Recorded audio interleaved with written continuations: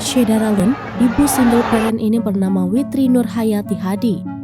Beliau bekerja sebagai buruh pabrik tekstil di Bandung, Jawa Barat untuk menghidupi ketiga anaknya. Kenaikan harga bahan bakar minyak atau BBM membuat kondisi ekonomi keluarganya semakin tercekik.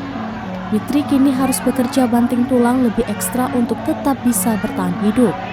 Pada Selasa 13 September 2022, Witri tiba di Jakarta. Ia bergabung dengan rombongan buruh yang melakukan aksi demo menolak kenaikan BBM di kawasan Patung Kuda Monas.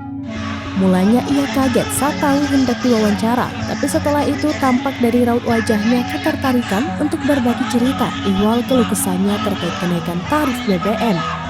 Witri bekerja 6 hari dalam seminggu. Setiap harinya ia harus 3 kali berganti angkot untuk sampai di tempat kerjanya.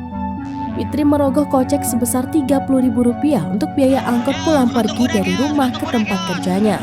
Itu angka yang harus ia keluarkan sebelum pemerintah menaikkan tarif BBM.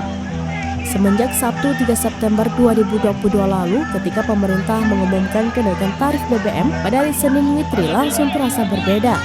Kini ia harus menyiapkan uang sebesar Rp50.000 untuk biaya transportasi kerjanya pulang dan pergi. Naiknya BBM juga membuat Witri harus memutar otak agar upah kerja yang ia dapatkan dengan nominal di bawah upah minimum kabupaten kota atau UMK Bandung ini dapat ia pergunakan dengan baik guna menopang keluarga dan juga biaya sekolah anak-anaknya. Anak pertama Witri baru saja lulus, tapi ia masih ada 2 anak lainnya yang harus ia tanggung biayanya. Namun harapan Witri tetap besar agar tuntutan untuk kenaikan tarif BBM dibatalkan dapat didengar dan dikabulkan oleh Presiden Joko Widodo.